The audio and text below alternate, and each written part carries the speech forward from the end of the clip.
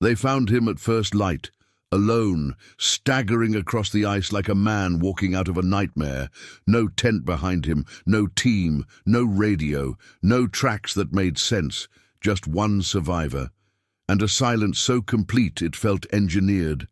His gloves were stiff with frost, but his hands were bare in places, skin torn like he'd clawed at something that wouldn't let go.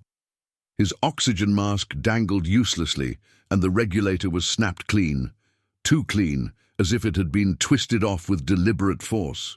When the rescuers asked the simplest question, "Where are the others?" his eyes didn't answer. They moved past the men, past the ridge, past the safe world, staring into a white emptiness that looked endless, and somehow watching back. At base camp, they replayed every possibility: avalanche, crevasse, storm, altitude psychosis, betrayal. But the facts refused to line up. The last known call from the team was calm, routine, almost boring. Then, nothing.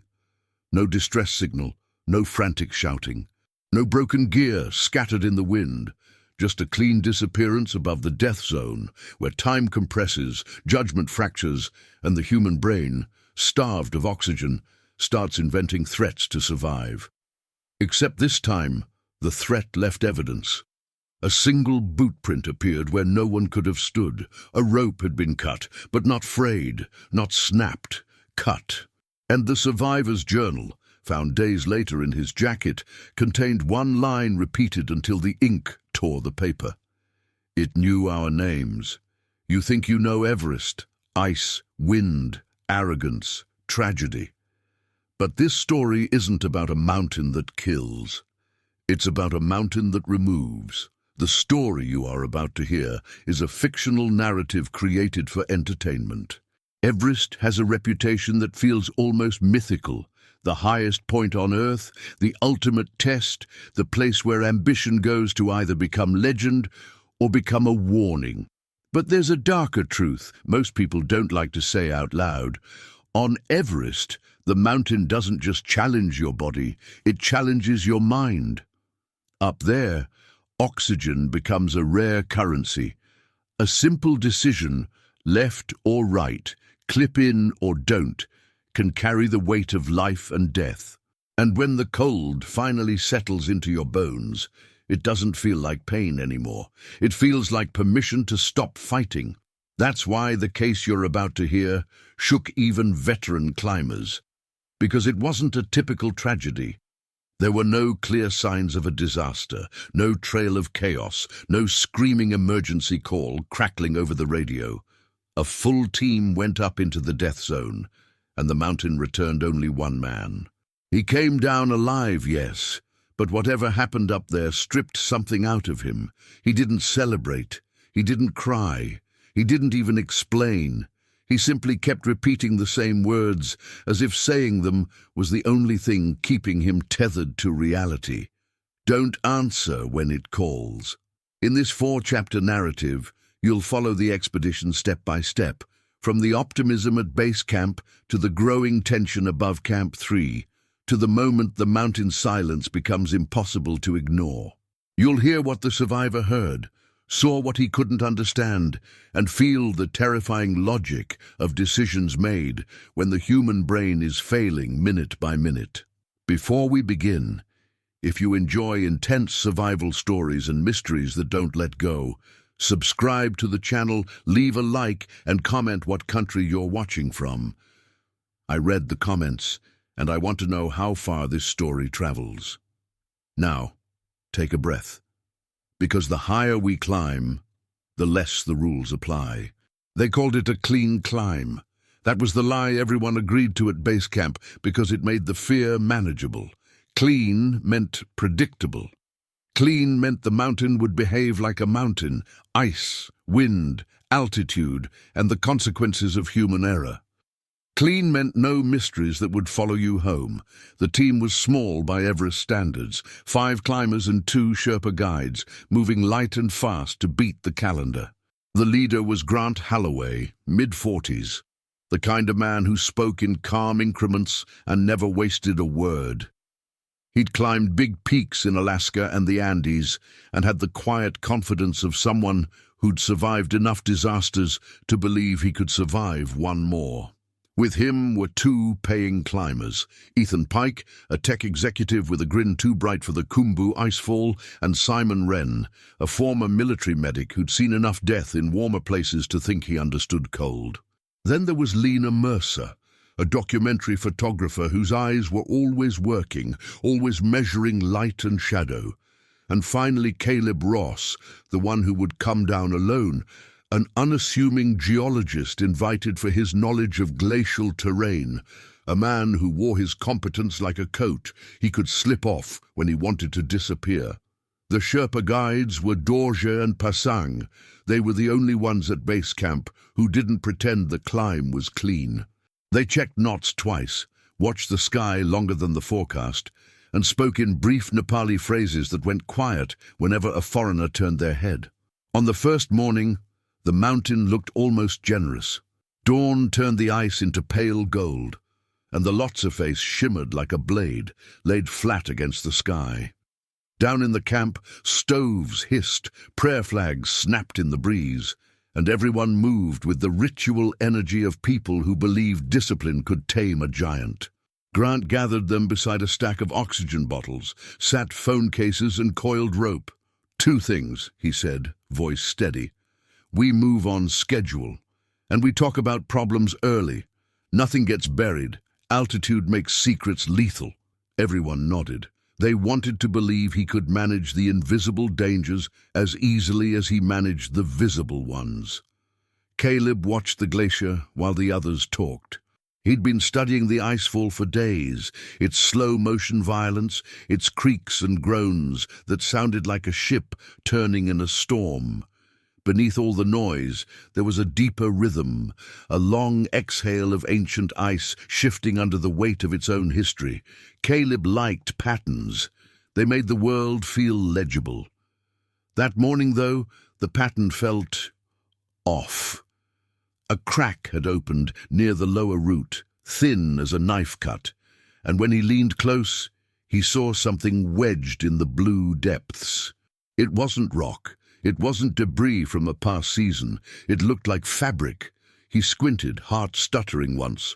The icefall was a graveyard of lost gear, sure, tents, crampons, scraps of rope. But this was darker, deliberate, like a piece of clothing folded rather than torn.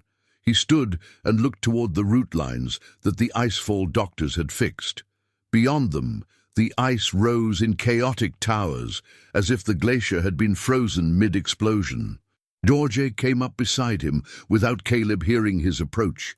He followed Caleb's gaze and then looked away, expression tightening like a knot. "You see something?" Caleb asked. Dorje's eyes stayed on the horizon. "Ice keeps many things," he said in careful English. "Better not ask what." Caleb tried to laugh it off, but the sound came out thin. They entered the Khumbu Icefall at 4 a.m., headlamps bobbing like fireflies in a canyon of ice. The ladders were already laid across crevices, aluminum rungs lashed together, swaying slightly with each step. Beneath them, darkness dropped away into a blue that looked almost liquid. Every climber knew the drill. Keep moving. Don't linger under seracs. Trust the rope, trust your feet, trust that the glacier wouldn't choose this moment to rearrange itself. Halfway through, Ethan paused to film a quick clip for his audience back home, whispering into the camera about the thrill of the icefall. Grant snapped at him, not cruelly, but with an edge that carried the weight of experience. "Put it away," Grant said. "This place doesn't care how many followers you've got." Ethan complied, cheeks reddening, and the team kept moving. They reached Camp 1 as the sky began to pale. The western CWM opened above them like a giant bowl, enclosed by walls of ice and rock that turned the sun into a magnifying glass. Camp I was a scatter of tents on uneven snow, flags flapping, climbers moving slowly as if underwater. The air smelled of fuel and cold plastic. They spent the day resting, hydrating, and watching their bodies for signs of rebellion. Lena wandered with her camera, capturing the harsh geometry of the camp, the way the tents looked fragile against the vast white.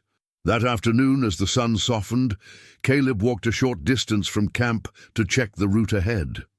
He wasn't looking for anything dramatic, just reading the snow, noting wind direction, taking comfort in the idea that knowledge could build a fence against fear. He found tracks, not boot tracks. Those were everywhere, crisscrossing like a messy map. These were different, a narrow line of indentations leading away from camp toward a slope no one used. They were too small for crampons, too evenly spaced, like someone walking in soft boots without spikes. Caleb crouched, tracing a finger along one indentation. The snow around it had hardened. This wasn't from today. It was older, compressed by cold and time, preserved. He followed the line for maybe 50 yards until it vanished beneath a drift. Beyond it, the slope rose toward broken ice, a dead end. He told himself the simplest explanation, an early-season Sherpa, a lost climber wandering in the wrong direction, a trick of wind. Yet the hair on his arms remained lifted long after he walked back. At dinner, they ate freeze-dried curry in silence while the stove hissed. The conversation was light, gear checks, weather, the plan to move to Camp 2 the next day.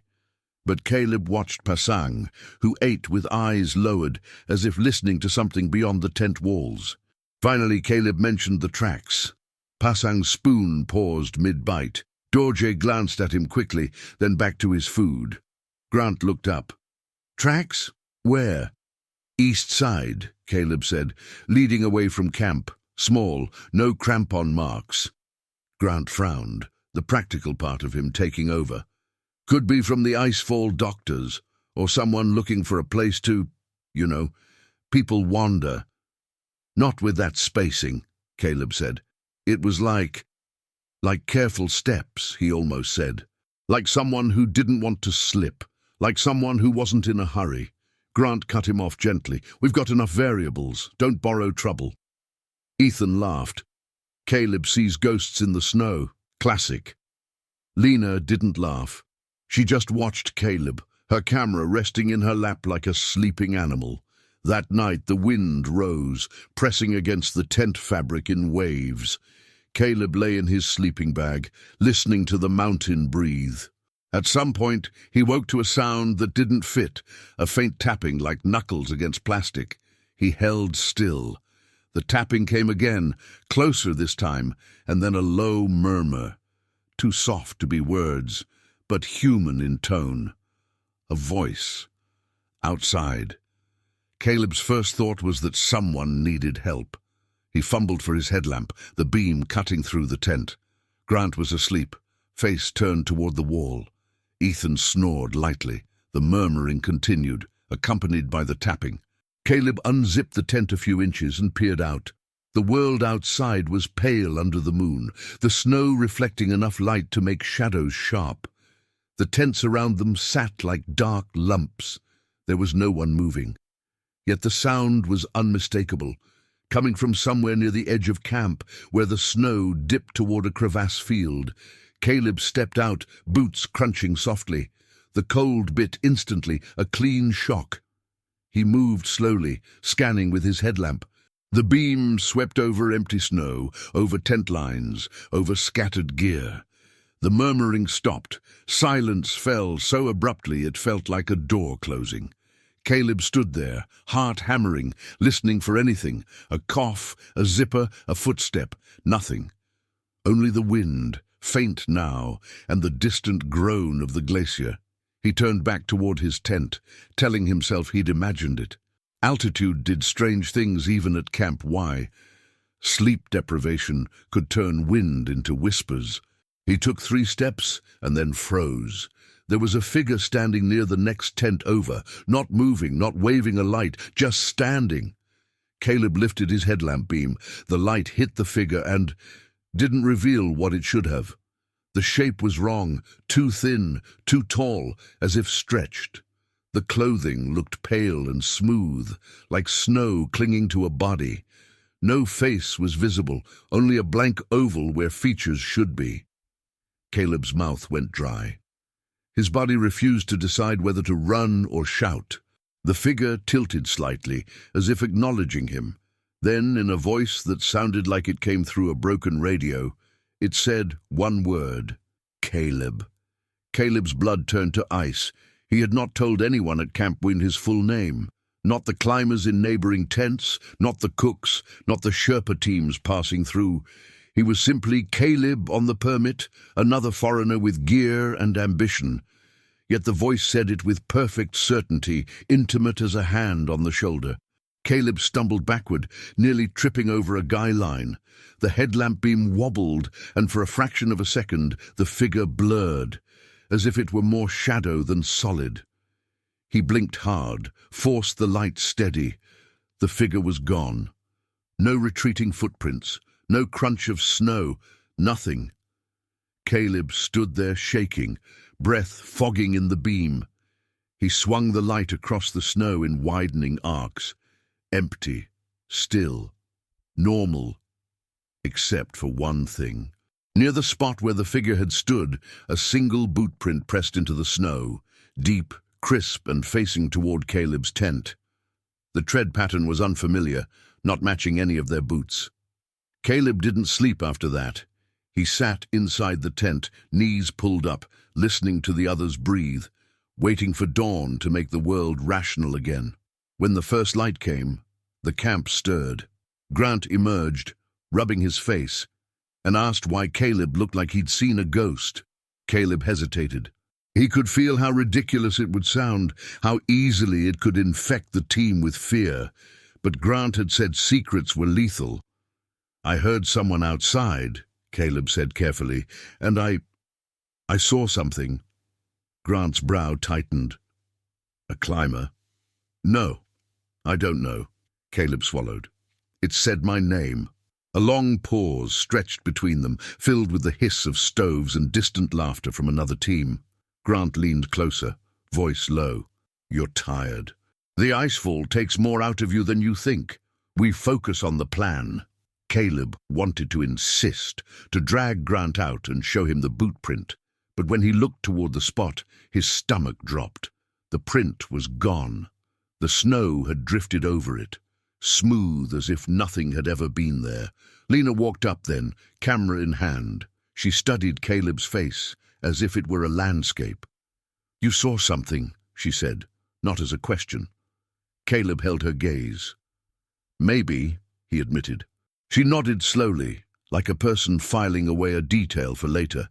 "If it happens again," she said, "tell me first." Grant snapped his gloves on, gathering the team. "We move to Camp 2. Sun's going to turn the CWM into an oven. I want us in before noon." They packed quickly. The mountain above them glowed innocent in the morning light, as if it hadn't whispered anyone's name in the dark. As they left Camp Ridin and started across the western CWM, Caleb kept glancing back, half expecting to see that stretched figure standing among the tents. He saw nothing. But as the team moved forward, their shadows stretched long on the snow, and for a moment, just a moment, Caleb counted 6 shadows instead of 5. He blinked, looked again. 5. Still, his pulse wouldn't settle. And deep inside, a thought began to form, cold and unwanted. What if the mountain hadn't called his name to scare him? What if it had called his name to claim him? By late morning, the western CWM turned into a white furnace, the kind of heat that felt insulting at nearly 20,000 feet. Sunlight ricocheted off the snow and slammed into their faces from every direction, and the air, thin already, seemed to shrink further with each step. The valley was deceptively calm, a broad corridor of snow bordered by brutal walls, Nuptse to one side, the Lhotse face to the other, and Everest rising ahead like a verdict. Grant kept the pace steady, the way you would guide people across thin ice, firm enough to move, gentle enough not to panic. Dorje and Pasang went ahead, scanning for soft spots, reading the snow the way city people read traffic. Ethan complained lightly at first, trying to turn discomfort into humor. Simon didn't speak much. He watched everyone's breathing, the small tremors in hands, the pauses that lasted a second too long. Lena moved with quiet efficiency, conserving energy for the moments she cared to capture. Caleb stayed in the middle of the rope, letting his boots fall where others had proven the ground safe. He told himself last night's figure was a hallucination. He forced his mind to build explanations like scaffolding, fatigue, altitude, the wind shaping words out of tent fabric. But the memory was stubborn. Not the faceless shape, that could be fear, but the voice saying his name with a certainty that felt personal. To keep himself anchored, Caleb focused on facts. The western CWM was a glacial basin, its surface a mix of compact snow and hidden ice. The route here was usually safe compared to the icefall, but it carried its own risks: crevasses disguised by fresh snow, heat that softened bridges, and that peculiar psychological trap where the calmness seduced climbers into mistakes. Around them, other teams moved like slow caravans. Some passed with brief nods, some avoided eye contact entirely, as if human connection could become a liability at altitude. The radio crackled now and then with clipped voices and weather updates. Overhead, spindrift drifted off the ridges like smoke. At about noon, Doria stopped and raised a hand. The rope went tight as everyone froze. Ahead, the track crossed a shallow depression. The snow there looked slightly different, too smooth, too untouched. Doria stepped forward with his pole and probed. The pole sank deeper than it should have, sliding down as if through foam. "A bridge," Doria said. "Weak." Pasang moved to the side, feeling for a safer line. Grant leaned in, looking at the subtle change in texture. "We go wide," Grant decided. "Single file. Keep spacing." They moved around the depression, careful and slow. Caleb watched the place they avoided, imagining the hollow beneath. He didn't like how silent it was there. It was the kind of silence that waited. An hour later, they reached Camp 2, a sprawling patchwork of tents in the middle of the CWM. The camp felt less like a refuge and more like a staging area, gear piled in purposeful chaos, oxygen bottles lined up like artillery, climbers shuffling in down suits with hollow eyes. The air carried a mix of fuel, sweat, and the sharp odor of melting snow. They dropped packs, stumbled into the routine, boil water, drink, force down food. Grant checked everyone's oxygen saturation, the numbers offering a false comfort, because the mountain could turn those numbers into lies overnight. Simon helped Ethan adjust his layers when his hands got clumsy. Lena took a few photos and then put the camera away, the way you might hide something valuable in a rough neighborhood. As evening approached, the temperature dropped fast. The sun slid behind the ridges, and the CWM became a bowl of shadow, cold, returning with vengeance. Inside the main tent, they ate and reviewed the plan. A carry-up to Camp 3 on the Lhotse face, then back down to Camp 2 to sleep, repeating the ritual to acclimatize. "Camp 3 is where people start making stupid mistakes," Grant said. "Not because they're stupid, but because the margin is thin. We move like it's a job, nothing heroic." Ethan forced a grin. "I left heroics at home." Simon looked at him. "Good. Leave your optimism there too." Ethan's grin faded. "What's that supposed to mean?" "It means," Simon said evenly, "that up there your brain will lie to you. It'll tell you you're fine when you're not. It'll tell you the shortest way is the safest. It'll tell you you heard someone calling you when you didn't." Caleb's stomach tightened. Grant's eyes flicked to him, then away. "We're done with ghost stories," Grant said. "We stick to what we can verify." Outside, wind scraped at the tent fabric. The sound was ordinary, almost soothing, until Caleb noticed Pasang sitting very still near the entrance, eyes half-lidded as if listening to a distant conversation. Caleb leaned toward him. "You okay?" Pasang's gaze didn't shift at first. Then he turned slowly, and there was something guarded in his expression. "You hear at night," Pasang said softly. "Western KWM makes voices, echo, wind." "Is that all?" Caleb asked. Pasang's jaw tightened. "Sometimes echo uses your mouth." Caleb felt a chill that had nothing to do with temperature. "What do you mean?" Pasang looked at the others. Dorje was pouring hot water. Grant was checking gear. Ethan was focused on his food. Lena was watching the small space above the stove flame like it held secrets. Pasang lowered his voice further. "I mean, you hear, friend? You answer. But friend not there." Caleb stared at him. "Has that happened to you?" Pasang's eyes hardened for a moment, then softened with something like resignation. "Old story," he said, and turned away as if that ended it. That night, Caleb slept in short bursts. Every time he drifted off, his mind returned to the faceless figure, the voice. His name spoken as if by someone who had known him longer than he'd known himself. Near midnight, the radio hissed with static. Caleb woke to it, heart already racing. Grant was awake too, sitting up, listening. A voice tried to push through the static, faint, broken. It sounded like someone speaking from far away, not on the mountain, but through a tunnel. Grant grabbed the radio. "Say again," he said. "Camp 2, say again." No response, just static, and then silence. Grant's face remained calm, but his eyes were alert. "Probably another team," he muttered. "Bad signal." Caleb wanted to believe that. The next morning, they geared up for the carry to Camp 3. The Lhotse face rose above them like an endless white wall, steep enough that it looked unreal, as if the mountain had been tilted toward the sky by some angry hand. Fixed lines ran up the face in a zigzag, anchored into ice. Climbers ahead moved like insects on glass.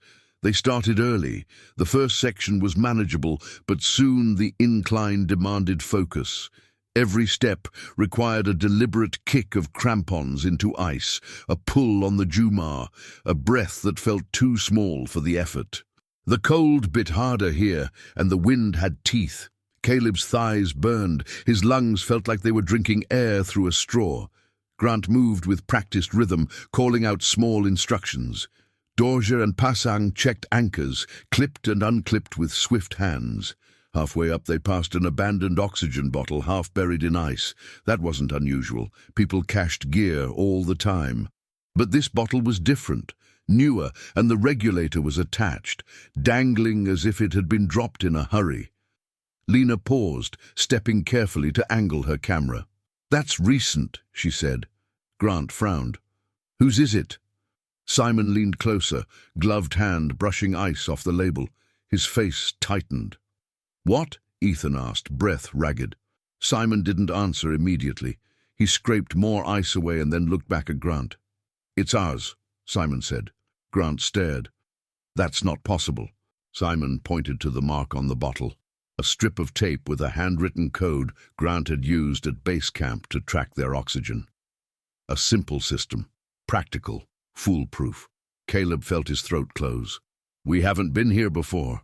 Grant's eyes flicked up the face, then down at the bottle, as if his mind couldn't decide where reality lived.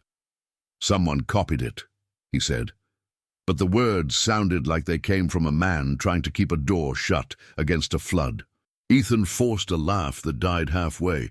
"Okay, that's a joke, right? Somebody messing with us?" No one answered, because messing with someone at altitude was cruel in a way that didn't fit the mountain's usual cruelty. The mountain killed. It didn't prank. Grant clipped back into the fixed line. "We move," he said tightly. "We don't linger. We talk about it at Camp 3. They climbed on.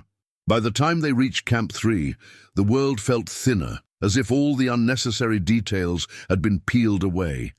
Camp 3 was a small cluster of tents perched on a narrow ledge of ice, surrounded by steepness. It didn't feel like a camp so much as a temporary argument with gravity. They dropped the gear they'd carried, hands shaking from exertion. Caleb's head throbbed. His vision pulsed slightly at the edges, a warning sign that his brain wasn't getting what it needed. Lena moved along the tent line, photographing quickly, then stopped. "Grant," she called. Grant trudged over, breathing hard. "What?"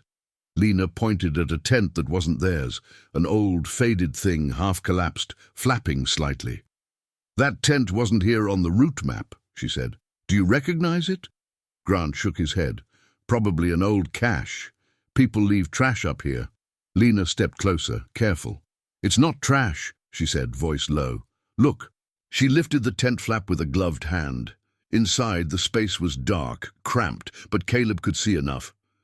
There was a sleeping bag, not torn, not buried, laid out as if someone had just gotten up, and on top of it sat a notebook, its cover stiff with frost but intact. Caleb's chest tightened. "Leave it," Grant said instantly. "Not ours." Lena didn't move. If someone left a notebook up here, it could be important. It could also be contaminated with someone's panic, Grant shot back. "We don't take souvenirs." Simon leaned in, eyes narrowing. "Look at the cover," he said. Caleb followed his gaze. The notebook cover had a name written in dark marker. The handwriting was clean, deliberate, too steady for altitude. It said, Caleb Ross. Caleb couldn't breathe for a second. His mind tried to reject it, to spit it out like poison. But it stayed there, solid as the ice beneath their feet. "That's not possible," Ethan whispered. Caleb reached toward the notebook, then stopped, as if an invisible line held his hand back. He could feel an irrational certainty that touching it would change something, not in a symbolic way, in a physical way, like stepping across a threshold. Lena looked at him, her face pale above her buff. "Did you lose a notebook?" Caleb shook his head. "I didn't bring one." Grant grabbed Lena's wrist and pulled her back from the tent. "Enough," he said, voice sharp. "We do not touch it. We mark the location, we tell the expedition manager, and we go down, now." "You can't just ignore that," Lena protested. "That's his name." Grant's eyes were hard. "Up here, you ignore what you can't explain. That's how you stay alive." Caleb watched the notebook as they backed away. The wind tugged at the tent flap, revealing and hiding the name as if teasing him. He half expected the notebook to move on its own. It didn't. They started descending almost immediately. The climb down demanded a different kind of attention, controlled movements, careful unclipping, resisting the urge to rush. Below them, the CWM waited like a flat, indifferent mouth. Halfway down, Caleb's radio crackled. He froze, hand tightening on the line. At first it was static. Then, beneath the static, a voice emerged, clearer than it should have been at this distance. "Caleb," the voice said. Caleb's grip slipped for a fraction of a second, and his stomach dropped as the line jerked. He recovered, breath bursting out of him in a sharp gasp. Grant looked up. "What is it?" Caleb's mouth opened, but no sound came. He didn't want to say it. Saying it made it real. The radio hissed again, and the voice spoke once more, calm, almost gentle. "Don't climb alone." Caleb stared down the face, ice blurring in his vision. His hands trembled so hard he couldn't tell if it was fear or cold. Grant reached for Caleb's radio, eyes fierce. "Give it to me." Caleb unclipped it with clumsy fingers and handed it over. Grant brought it close to his ear. "Who is this?" Grant snapped. "Identify yourself." Only static answered. Grant stared at the radio like it had betrayed him. Then he clipped it to his harness again, jaw tight. "We're done for today," he said. "We get back to Camp 2, we rest, and we reassess everything." They continued down, but the team's rhythm had changed. The mountain wasn't just a physical challenge anymore. It had stepped into their conversations, into their equipment, into the space where certainty used to live. By the time they reached Camp 2, evening was already settling. Tents glowed faintly from headlamps inside. Other climbers moved slowly, faces hidden behind goggles and buffs, everyone trapped in their own private struggle. Inside their tent, Grant sat with the radio in his lap, turning it over like a puzzle. "That bottle," Simon said quietly, "and the notebook. Someone is doing this." Grant looked up. "Who? And how?" Ethan's voice shook. "It's another team. They're messing with us. They found our markings. They stole a notebook and wrote your name." "I don't have a notebook," Caleb said, forcing the words out. "And no one should know what I heard last night at Camp I. No one should know—" He stopped, because he'd nearly said it. That something had called him before. Lena watched him. "You heard your name," she said softly. Caleb's throat tightened. He nodded once. Grant's eyes narrowed. "You didn't tell me everything." Caleb met his gaze. "Because you told me not to borrow trouble." Grant's face flickered. Anger, worry, something like regret. Then he exhaled hard. "Fine," he said. "We do this my way. We tighten discipline. No wandering, no late-night walks. We stick together like we're glued." Simon leaned forward. "And if the voice comes again?" Grant stared at the tent wall, as if the fabric might answer. "Then nobody answers," he said. "Nobody follows. We climb the mountain in front of us, not the one in our heads." That night Caleb lay awake, listening to the camp settle. He tried to focus on his breathing, on simple things. Inhale, exhale, count. But every time he closed his eyes, he saw the notebook with his name, waiting in that abandoned tent like a trap set specifically for him. Sometime after midnight, Ethan whispered from his sleeping bag, voice small. "Caleb?" Caleb turned his head. "Yeah?" Ethan hesitated. Do you think the mountain can... I don't know. Remember people?" Caleb almost laughed. Almost. "It's rock and ice," he said, but the words didn't land with conviction. Ethan swallowed audibly. "Because I thought I heard my mum's voice earlier. In the wind." Caleb went still. "What did it say?" Ethan's voice dropped to a whisper. "It said, 'Come here. I'm waiting.'" Caleb's pulse thudded in his ears.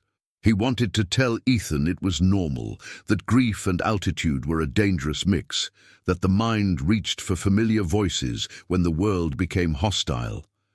But Pasang's words came back. "Sometimes echo uses your mouth." Before Caleb could respond, Grant's voice cut through the darkness, sharp and low. "Stop talking." Silence followed, thick and absolute. Caleb stared into the dark, listening. He realized then that the tent fabric wasn't moving with the wind.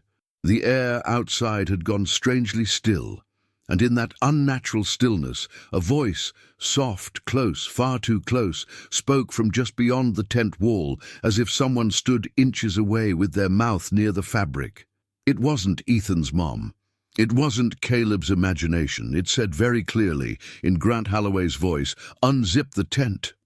No one moved. Grant's voice, Grant's exact tone, the same clipped authority that had guided them across ladders and up ice, hung in the air like a command that didn't belong to the living. "Unzip the tent." Caleb lay rigid in his sleeping bag, eyes wide in the dark. Ethan's breathing stopped entirely for a beat, like he'd forgotten how. Simon shifted slightly, the faint rustle of down sounding obscene in the silence.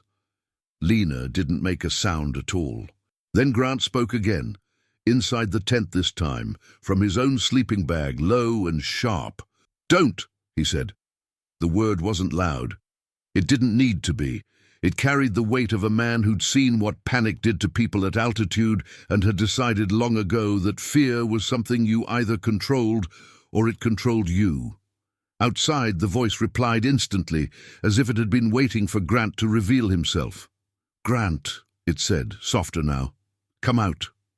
Caleb felt his skin crawl. That wasn't a radio. There was no static, no distortion. The sound was pressed right up against the nylon wall, close enough that the fabric should have vibrated with breath. Yet the tent was still. Not a flutter, not a tremor. The world beyond felt vacuum-sealed.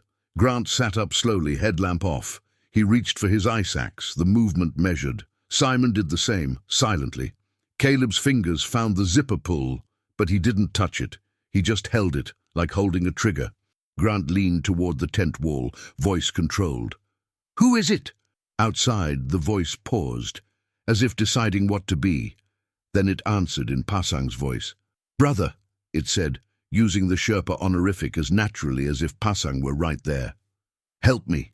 Caleb's stomach turned over. It wasn't just mimicry now. It was precision. The same breath pattern, the same slight rasp at the end of words.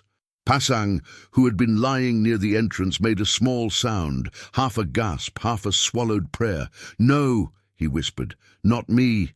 Grant's eyes flicked to him, then back to the wall. "Nobody moves," Grant said. "Nobody opens anything."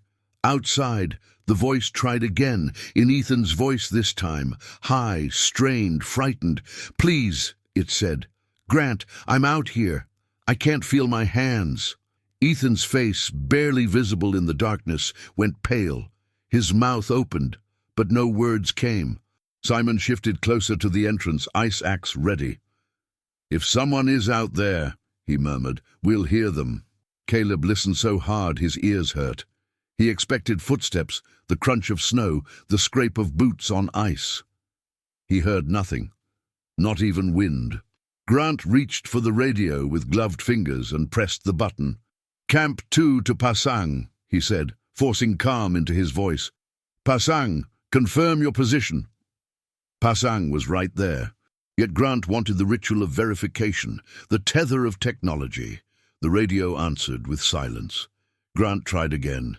"Dorje, Dorje, radio check." Nothing. For the first time, Grant's composure showed a crack. Not fear exactly, but the recognition that his usual tools were failing. He lowered the radio and looked around at the team, his eyes catching each face. "We wait," he said. "Whatever this is, it wants us to break routine. We don't." Outside, a sound like a soft laugh slipped through the fabric. It wasn't quite human. It wasn't quite anything else either. Then, as suddenly as it had come, the voice stopped. Not fading, not retreating, just gone, like a switch had been flipped. The air outside returned with a faint gust, the tent wall flexing gently as if the world had remembered how to move again. Somewhere in the camp, another climber coughed. A stove hissed. The ordinary noises rushed back in, messy and alive. Grant didn't relax. He stayed upright, listening, ice axe in hand, as if the quiet might be a trick. Minutes passed. No voice returned. Finally, Simon whispered, "We need to check." Grant's jaw tightened. "At first light," he said. "Not now." But Caleb could feel it, the pressure behind the situation, the way their minds would chew on the unknown until it became unbearable. Waiting would not bring comfort. Waiting would only let fear ferment. Lena broke the silence. "If it was a person," she said, voice steady, "they could freeze out there." Grant held her gaze. "And if it wasn't a person?" Lena didn't answer. She didn't need to. They lay back down, but sleep was a lie. Caleb drifted only in thin, shallow moments, each one interrupted by the memory of the voice pressed against nylon, sounding like people he could reach out and touch. At dawn, Grant unzipped the tent himself. Cold air knifed in. The camp outside looked normal. Tents scattered on snow, climbers emerging slowly, the sun just beginning to climb the ridge. Grant stepped out first, ice axe ready, scanning left and right. Caleb followed, heart hammering. There were no footprints around their tent, not one. Fresh snow had fallen lightly overnight, dusting the ground with a thin layer that should have captured any movement. The surface was smooth, undisturbed, as if no one had approached. As if nothing had stood inches away and spoken. Grant crouched, running a gloved hand over the snow as if it might reveal something by touch. He looked up, eyes narrowed, and for the first time his voice carried something raw. "That's impossible," he said. Dorje and Pasang joined them, both looking unsettled. Dorje walked a slow circle around the tent, searching for tracks that weren't there. Pasang stood very still, eyes fixed on the distant face, lips moving in silent prayer. Caleb glanced across the camp and noticed something that made his throat close. A tent 2 rows away was open. The flap hung loose, snapping faintly in the breeze. Gear lay scattered near the entrance, as if someone had left in a hurry. No person emerged. No voice called out. Grant saw it too. He strode over, motioning for the team to follow. The tent belonged to another expedition, a smaller outfit that had arrived a few days before. Caleb remembered seeing two climbers and a Sherpa laughing as they melted snow, their accents European, their movements quick and confident. Grant stopped at the entrance and called out, "Hello, anyone inside?" Silence. Simon moved past him, careful, and pulled the flap wider. The tent was empty. A sleeping bag lay half unzipped, as if someone had sat up and never lay back down. A headlamp sat on the floor, switched off. A glove, just one, rested near the door, and on the small gear pile, a radio lay with its antenna bent, as if it had been crushed. Lena exhaled slowly. "They left," she said. Grant shook his head. "Not like this," he replied. Dorja stepped in and pointed at something near the back of the tent. A line of frost on the nylon, smeared at shoulder height, like someone had pressed against the wall from inside. It was a mark, an outline, vague but real. Caleb felt his pulse in his teeth. "Maybe they moved camps," he said, trying to keep the world logical. Simon crouched and picked up the glove. The inside was still shaped like a hand, stiff with cold. He looked at the wrist and frowned. "There's blood," he said quietly. "Not much. Just a dark stain, crusted and dry." Grant straightened. "We report this," he said. "Expedition manager, base camp." He lifted his radio again. "Base camp, this is Camp 2. Do you copy?" Static answered. Grant tried another frequency. More static. Then briefly, a voice flickered through, too broken to understand. Grant swore under his breath, a rare crack of frustration. Caleb turned away from the empty tent, scanning the camp with a new kind of dread. The mountain hadn't just touched their team. It had reached beyond them, and yet life in Camp 2 continued. Other climbers brewed tea. Sherpa teams sorted loads. People moved with slow, practiced motions, as if the empty tent were just another inconvenience, not a warning. Grant gathered them back inside their own shelter. "We stick to the plan," he said, but his voice had lost some of its certainty. "We carry to Camp 3 again today. We sleep here tonight. No one goes anywhere alone. If you need to piss, you wake someone. Understood?" Everyone nodded. They didn't argue, because arguing required believing there was still room for pride up here. And something in the air suggested pride was a luxury they could no longer afford. The climb up the Lhotse face that day felt steeper, not because the angle had changed, but because their minds were dragging extra weight. Each step became a question. Did you hear that? Did you see that? Was that a shadow or a person? Halfway up, they found the oxygen bottle again, still half buried, still marked with their tape code. Caleb's skin prickled. It was in the same place, like a landmark, like a sign someone had planted to say, "I know you're here." Grant didn't stop this time. He kept climbing, jaw clenched, as if ignoring it could erase it. At Camp 3, the abandoned tent was there too, its flap still lifted and fell slightly in the wind. Lena's eyes went straight to it, but Grant's voice cut through. "We drop the load and we go down," he said. "We do not touch anything that isn't ours." Caleb tried to follow that rule. He tried to keep his gaze on the ice, on the ropes, on the simple mechanics of survival. But as they turned to descend, he saw something that made him stop. On the slope just above Camp 3, where the route continued upward into thinner air, a line of footprints crossed the face, moving sideways, not up or down. They weren't crampon marks on the fixed line. They cut across it, careless of the established route, like someone walking without fear of slipping.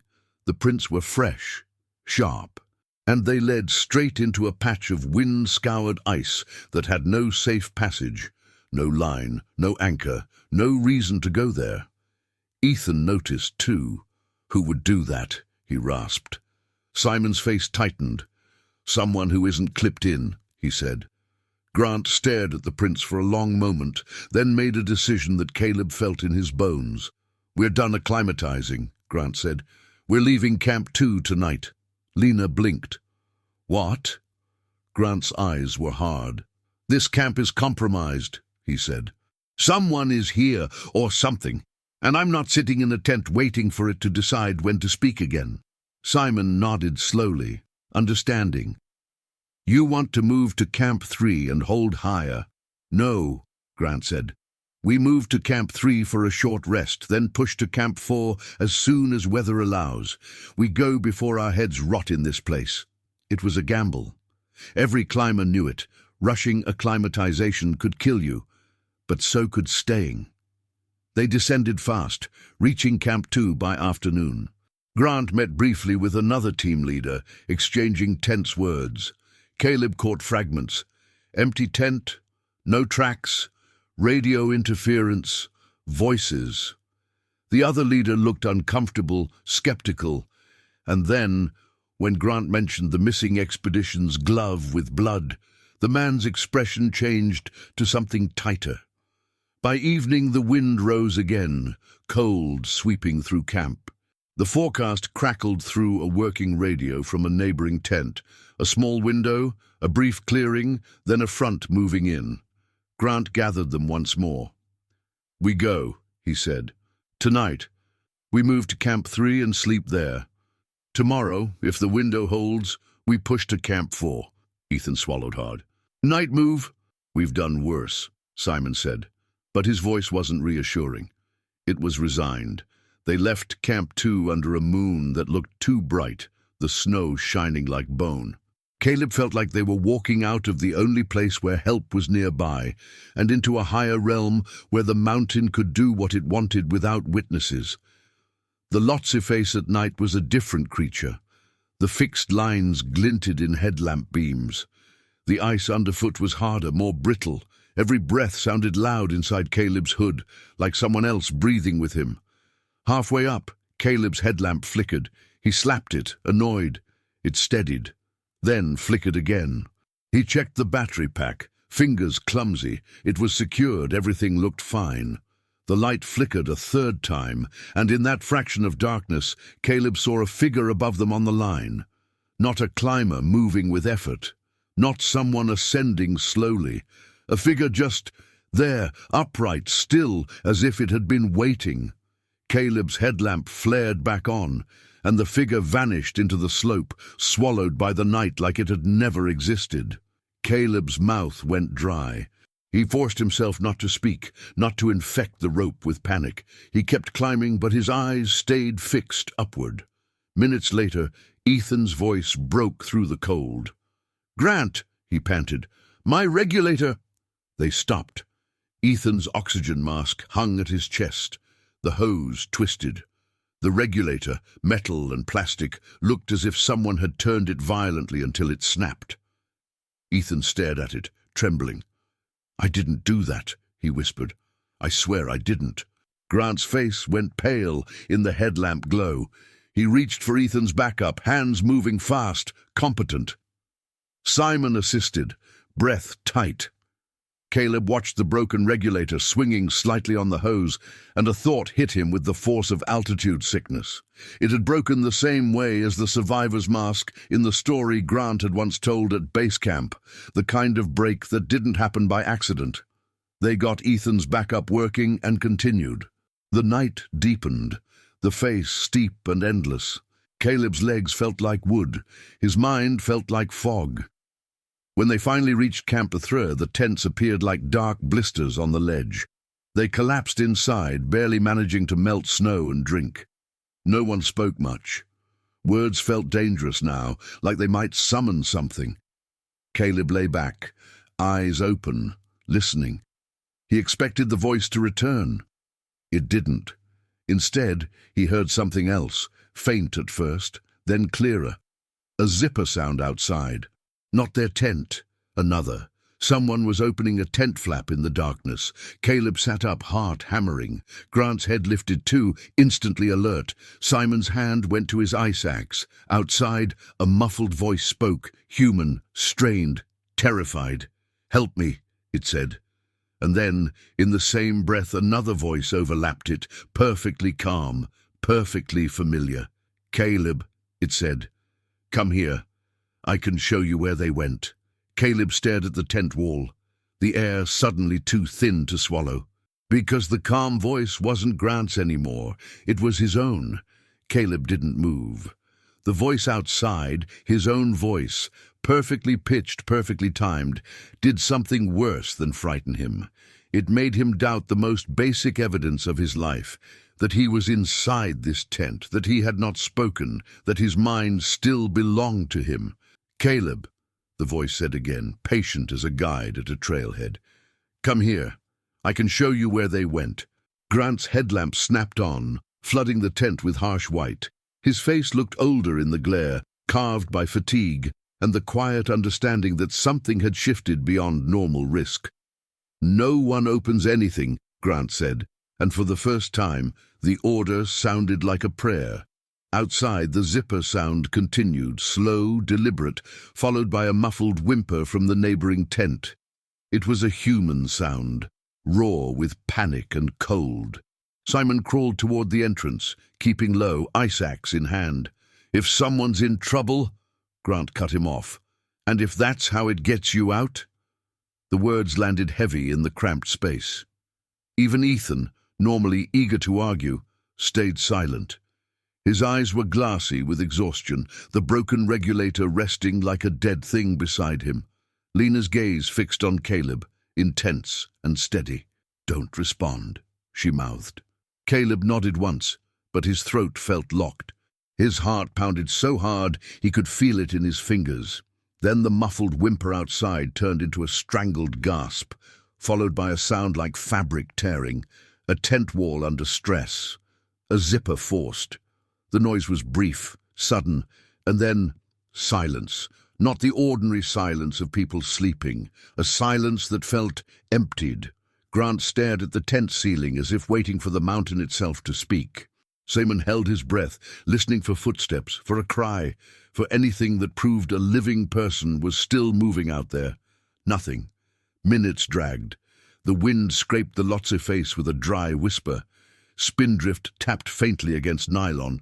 Somewhere far below, a radio crackled from another camp, distorted by distance and terrain, then faded. Grant's voice dropped. "At first light," he said. "We check. Together." Caleb lay back down, without truly lying down, his body horizontal, his mind upright. Sleep came in fragments, each one invaded by a single thought. If the mountain could wear his voice, what else could it wear? At dawn, the ledge outside Camp 3 was washed in pale light. The world looked brutally clean, ice, sky, and the sheer slope falling away into the western CWM. Grant stepped out first, scanning, then waved them out one by one. The neighboring tent, the one they'd heard, was open. The flap hung loose. Inside, a sleeping bag was half unrolled, like someone had tried to crawl in and changed their mind. A down jacket lay on the floor. A headlamp sat on a pile of gloves. Everything was there except the person who should have been trapped inside it overnight. Dorje arrived moments later from a nearby tent, face tight. He spoke quickly to Pasang in Nepali, and Pasang's eyes widened in a way Caleb didn't like. Pasang turned, looked at Grant and shook his head once, small, final. "Who was in that tent?" Grant demanded. Dorje hesitated, then answered in English. "Carol," he said, "from Czech team. Came yesterday. Strong climber." Simon stepped closer to the tent entrance. He wouldn't just walk out. "No," Dorje agreed, voice low. "Not without boots." Simon froze. He leaned into the tent and looked down. Caleb followed his gaze. A pair of boots sat neatly beside the sleeping bag, still unlaced, crampons attached, as if ready to be put on. No one would leave Camp 3 barefoot, not even in panic. Ethan's face drained of color. That's impossible." Lena lifted her camera, then lowered it again, as if even recording this felt like participating in something wrong. Grant's jaw clenched.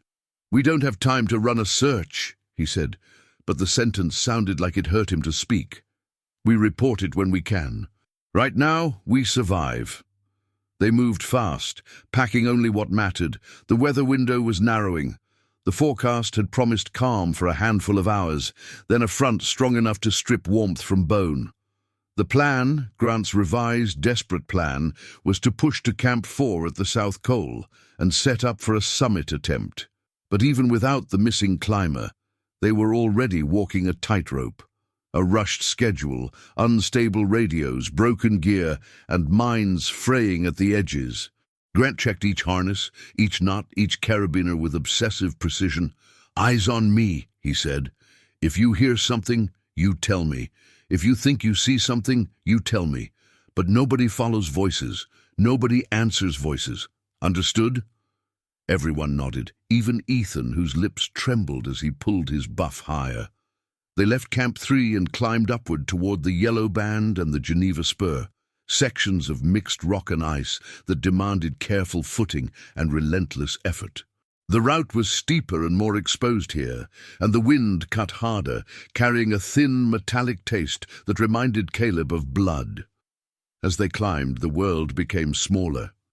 Not in beauty, Everest was still vast and terrifying, but in attention. There was only the next anchor, the next step, the next breath. Caleb tried to live inside that narrow focus. He told himself that if he concentrated hard enough, the strange voice would lose its grip. He told himself the missing climber had wandered off in confusion, fallen into a crevasse, made an impossible mistake. But the mountain didn't let him keep that comfort. Near the top of the Geneva Spur, they paused briefly to rest, clipped into an anchor. The South Col loomed above, a broad saddle of wind-scoured snow between Everest and Lhotse, a place notorious for turning tents into shredded flags if anchored poorly. Grant lifted his head, scanning the ridge. "We get to the Col," he said. "We build a fortress, then we wait out whatever comes." Lena nodded, but her eyes stayed fixed on something lower, near the line they'd just climbed. She tilted her head slightly, listening. Caleb followed her gaze. Far below, on the route, too far to see clearly, someone was climbing up after them. At first it looked normal, a figure moving steadily, headlamp flickering faintly in daylight, as if their light was on by mistake. But then Caleb realized the figure was too fast, gaining ground at a pace that didn't match altitude reality. "Another climber?" Ethan said, forcing casualness. "Maybe the Czech team." Simon's eyes narrowed. "No one climbs like that up here," he murmured. Grant stared for a long beat, then turned away. "We don't wait," he said. "We go." They climbed again, the wind rising in uneven gusts. The sky, which had been clear, began to haze along the edges, as if someone was smudging the horizon. By the time they reached the South Col, Caleb's legs felt hollow. Camp 4 was a scattering of tents, anchored brutally into snow and rock, most of them battered and low, built like animals trying to survive a storm. The air here was so thin that even simple tasks, unbuckling a strap, opening a zipper, felt like problem-solving. They found a spot, sheltered as much as anything could be sheltered on the Col, and began setting their tent. Dorje and Pasang moved with quiet competence, drilling anchors, stacking rocks, tightening guy lines, until the fabric hummed under tension. Grant forced everyone to drink, to eat, to rest. He checked each person's oxygen, their faces, their hands. Caleb watched the ridge above them, where the summit route disappeared into cloud. The weather was changing faster than it should have. Around late afternoon, the first true gust hit, hard enough to bow the tent poles. Spindrift swept across the Col in sheets, stinging any exposed skin like sand. The temperature dropped with unnatural speed. Grant's radio finally caught a clear signal from lower camp for a few seconds, enough to deliver 2 critical words before static swallowed it. "Front early." Grant's face tightened. He looked at the team. "We're pinned," he said. "No summit. Not now. We hold. If the wind eases, we descend." Ethan's shoulders sagged with relief and disappointment mixed. Simon nodded like a man who preferred survival to glory. Lena said nothing, but her eyes flicked to Caleb, as if checking whether he was still anchored to reality. Night fell fast at the South Col. Darkness here wasn't romantic. It was predatory. It swallowed depth perception and turned every sound into a threat. They huddled inside the tent, oxygen masks on, the hiss of regulated flow the only consistent rhythm. Caleb's head ached. His fingertips felt clumsy even inside thick gloves. The altitude pressed in, an invisible weight. Outside, the wind roared, tearing at the camp like it wanted to rip it clean off the saddle and scatter it down the face. Grant spoke low, trying to keep order in a world that was dissolving into noise. "No one leaves without waking everyone," he said. "Not for anything, not for any voice, not for any reason." Caleb nodded, swallowing hard. He could feel how fragile they were. 5 bodies in nylon, standing between a storm and a vacuum. Sometime after midnight, the tent shuddered violently. A gust hit with such force the poles groaned. Snow sifted in through seams. The roar outside became a living thing. Then, beneath the roar, Caleb heard it. A voice, close to the tent wall, just like before. So close that if the tent weren't there, it would be breathing into his ear. "Grant," it said. Grant's head snapped up. His eyes went wide, not with fear, but with recognition. The voice continued, softer, coaxing. "Grant, come out. I need you." It was Lena's voice. Caleb's skin prickled. Lena was right there, eyes open, staring at the same spot on the tent wall with her mouth pressed shut. Grant didn't respond. He clenched his jaw so hard his cheeks tightened. He stared straight ahead like a man refusing to look at something that might hypnotize him. Outside, the voice shifted without pause, becoming Doria's voice, calm, urgent. "Brother," it said, "anchor is failing. Come, hurry." Doria's eyes widened. He shook his head violently, as if to shake loose an invisible hand. Grant's breathing quickened, but he stayed still. He lifted a hand, palm down, commanding silence. Then the voice became Caleb's voice again, perfect, intimate. "Grant," it said, "it's me. I'm outside. The tent line snapped. If I don't fix it, we all die." Caleb's stomach dropped. It wasn't just mimicking voices now. It was using logic. It was using the kind of fear that turned discipline into ash. Ethan's eyes darted to Caleb, wild. Simon's hand tightened on his ice axe. Caleb felt an awful pull in his chest, an instinctive reflex to correct the lie, to say, "No, I'm here." But Grant's earlier warning slammed back into him. Nobody answers. Caleb clamped his mouth shut, forcing himself to breathe through the mask. Outside, the voice grew harsher, desperate, like a man losing control of a situation. "Grant, open the zipper," it demanded, now in Grant's own voice. For a fraction of a second, Grant's expression changed. His eyes unfocused slightly, as if his brain had been offered an escape hatch from confusion. If the voice was his, maybe it was an internal command, something he should obey. Caleb saw it. Saw the moment the mountain almost slid past Grant's defenses. Lena reached out and grabbed Grant's wrist with a gloved hand, squeezing hard. Her eyes locked on his. She shook her head once. Grant blinked, sharply, like a man waking from a bad dream. He inhaled, slow and deliberate, and then spoke, not to the voice, but to them. "Stay," he said. "All of you, stay." Outside, the voice laughed again, soft, wrong, satisfied. And then, as before, it stopped. The storm continued, relentless. The tent shuddered and screamed under wind. Hours blurred. At some point, exhaustion dragged Caleb into a half-sleep. He woke to silence. Not complete silence. The wind still moved, but it had dropped to a dull growl, like an animal resting. The tent was still standing. The air inside was stale and cold. Caleb's first thought was relief. His second was dread, because relief at altitude often preceded disaster. Grant was sitting up. His mask was off. His eyes were fixed on the zipper. "Grant?" Simon's voice was hoarse. Grant didn't answer at first. He leaned forward slowly, as if drawn by a magnet. His gloved fingers touched the zipper pull. Lena grabbed his wrist again. "Grant," she said, voice tight. "Don't." Grant turned his head toward her, and Caleb's blood ran cold. Grant's eyes looked wrong, glassy, distant, as if he were listening to a conversation happening somewhere else. "It's okay," Grant said softly. "It's calm now. We need to check the anchors." Simon moved in, firm.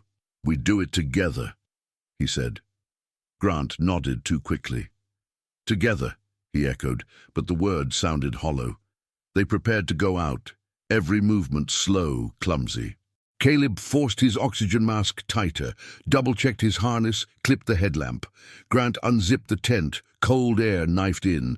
Outside, the South Col was a wasteland of scoured snow and torn fabric. Several tents nearby were damaged. One collapsed, another half buried. A line of prayer flags snapped weakly in the leftover wind. Grant stepped out first. Caleb followed, blinking in the thin morning light. Then Caleb saw what made the air leave his lungs. Footprints.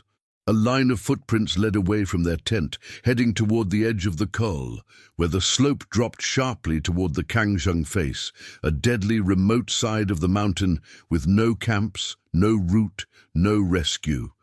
The prints were deep, deliberate, and recent. Grant stared at them as if mesmerized. Simon swore under his breath. "Who the hell?" Ethan's voice cracked. Those are ours." Caleb looked closer, heart hammering. The tread patterns matched, the spacing matched, the indentation of crampon points. A group had walked out into the storm, barely tethered to reality. Caleb spun toward the tents around them. "Dorje!" he called, voice muffled by his mask. "Pasang!" No answer. Lena stepped out behind them, and her eyes widened. "Where are they?" Grant started walking, following the tracks like a man pulled by gravity. "This way," he murmured. "They went this way." Simon grabbed his arm. "Grant, stop! That's the wrong side. No one goes that way." Grant jerked his arm free with surprising strength. "They need us," he said, eyes still glassy. They called. Lena moved in front of him, blocking his path. "Grant," she said, voice firm, "look at me." Grant's gaze flicked to her face for a moment, then slid past her like she wasn't there. Behind them, Ethan began to sob quietly. "I didn't leave," he whispered. "I swear I didn't leave." Caleb's mind raced, trying to map what had happened. The voice, the calm, the zipper, the missing Sherpas, the footprints. He looked at the line again and felt his stomach twist. There weren't just 2 sets of prints, there were more, at least 5, and one set that ran slightly off the others, had a tread pattern Caleb didn't recognize. Grant stepped around Lena and kept walking. Simon lunged, grabbed him again, and this time yanked hard. Grant stumbled back, angry now, truly awake. "What are you doing?" Grant snapped. "I'm saving your life," Simon shouted, and the sound was shocking in the thin air. Grant blinked, breathing hard. He looked at Simon, then at the footprints, and something in his face broke. Confusion collapsing into fear. He turned toward the camp, scanning. "Dorje!" he called, voice cracking. "Pasang!" Still nothing. Lena pointed toward a nearby torn tent. "Look," she said. They moved quickly, stumbling through drifted snow. Inside the torn tent, there was no body, no blood, no obvious struggle. Just gear scattered and a radio lying on its side. Antenna snapped. Caleb crouched and picked up the radio, fingers numb. It hissed. Then a voice came through, faint but clear enough to freeze his bones. "Caleb," it said. Caleb stared at the radio. The voice continued, gentle now, almost kind. "Don't answer when it calls." Caleb's breath caught. He didn't press the button. He didn't speak. He just listened as if the mountain were whispering into his skull. The radio hissed again, and a second voice overlapped the first. Grant's voice, strained and distant. "Caleb," it said, "where are you?" Caleb's eyes flew up. "Grant?" Grant was right beside him, here, alive. Yet the radio was broadcasting his voice as if Grant were elsewhere, calling from a place he couldn't reach. Simon yanked the radio away and smashed the button. "Stop!" he hissed. The static died, leaving only the wind. Grant stared at Caleb, and for the first time, the leader looked like a man who understood he'd lost control completely. "We go down," Grant said, voice shaking. "Now. We don't search. We can't. We go down before we all—" He didn't finish, because at the edge of the camp, Ethan began walking, not stumbling, not panicking, walking with calm, steady steps straight toward the line of footprints leading into nothing. "Ethan!" Lena shouted. Ethan didn't turn. Simon sprinted, an ugly, desperate burst at altitude, and grabbed Ethan's shoulder. Ethan spun, face blank. "I heard him," Ethan said softly. "He said it's warm. He said my mom is there." Simon shook him hard. "There is no warm. There is no there." Ethan's eyes flicked, and for an instant Caleb saw something human, terror, confusion. Then it vanished beneath a strange calm. Ethan smiled faintly. "It knows my name," he said, as if that was proof of safety. Caleb stepped forward, voice raw. "Ethan, look at me. Look at me." Ethan's gaze slid to Caleb, and his smile faltered. "Caleb," he whispered. Caleb held his eyes. "Stay," he said. "Stay here." Ethan's brow furrowed like he was trying to remember a simple fact. He took a shaky breath, and the calm cracked. "I don't want to die," Ethan whispered. "You won't," Caleb lied, because lies were sometimes the only rope you had. Grant grabbed Ethan's harness and clipped him to an anchor line with trembling hands. "Nobody moves," Grant said, voice harsh. "Nobody." But it was too late for the mountain to be contained. When they finally started the descent, the camp behind them felt haunted not by ghosts, but by absence, the kind that left dents in reality.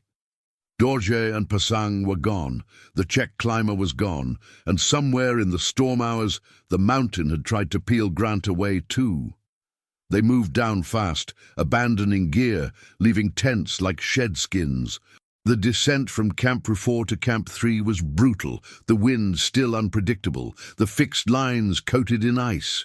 Caleb's mind narrowed again to survival, but he could feel something else moving alongside them, an idea, a presence, a pattern. At Camp 3, more tents were damaged, fewer people. Faces looked tighter, as if everyone had heard a rumor they didn't want to speak aloud. Grant tried the radio again, desperate for base camp. Only static. Then, briefly, a voice cut through. Not base camp. Not a climber. A calm, familiar whisper. "Caleb." Caleb stopped mid-step, chest tight. He didn't know if he'd heard it through the radio or through the air or through his own oxygen-starved brain. It didn't matter. It was inside him now. Grant saw him freeze. "Keep moving," Grant commanded. Caleb forced his legs to obey. Somewhere below Camp 3, as they descended the face, the world shifted into a white blur. Spindrift thickened, visibility shrank, and the line of fixed rope became the only thing separating existence from a fall into nothing. Caleb remembers, later, turning to check that everyone was still clipped in. He remembers seeing Simon behind him, head down, moving with grim determination.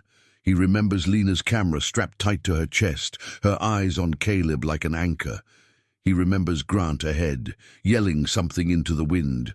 And then he remembers a moment of darkness, headlamp flicker, a gust that sounded like a scream, and a voice that wasn't in the wind at all. It was right beside him, his own voice again. "Let go," it said softly. "You're tired." Caleb's hand loosened. For a fraction of a second the rope slid, and then another hand clamped onto his harness. Hard, saving him, yanking him back into reality. Lena. Her eyes were wide with fury and fear. She shook her head violently, lips forming words Caleb couldn't hear over the wind, but he understood them anyway. "Don't listen. Don't listen. Don't listen." They reached Camp 2 like men crawling out of a wreck. Tents blurred. People shouted. Someone grabbed Caleb's arm and guided him inside a shelter. His body shook uncontrollably. His mind felt like it had been scraped raw. When he finally looked around, really looked, the world collapsed. Grant wasn't there. Simon wasn't there. Lena wasn't there. Ethan wasn't there. Only Caleb sitting in a tent at Camp 2, staring at hands he didn't fully recognize, while outside the Western CWM glowed white and innocent under the sun. Hours later, maybe days, time was broken. Caleb would be led down, step by step, to base camp by strangers. He would be asked questions. He would be examined. He would be given tea and blankets and the kind of careful sympathy reserved for people who had seen something that would never make sense. "Where are the others?" they asked. Caleb's mouth opened, but his brain refused to build a map. He remembered pieces: a storm, a voice, footprints, the zipper sound, the calm, the way Grant's eyes went glassy. But every time he tried to connect those pieces into an answer, the mountain's silence rose up like a wall. A day later, someone found his jacket, torn, half buried near the edge of Camp 2, as if it had been dragged and released. Inside was something Caleb didn't remember carrying: a small notebook. Its cover was stiff with frost. On the first page, his name was written in clean marker: Caleb Ross. The ink inside was smeared and frantic, as if written by a hand that couldn't stop shaking. One line covered the page again and again, until the paper tore under the pressure of the pen. It knew our names. It knew our names. It knew our names. When they showed it to him, Caleb stared until his vision blurred. "Did you write this?" they asked. Caleb's lips moved before he could stop them. "Don't answer," he whispered. "What?" Caleb swallowed, and the words came out, thin and absolute, as if he was repeating the only rule that still held the world together. "Don't answer when it calls."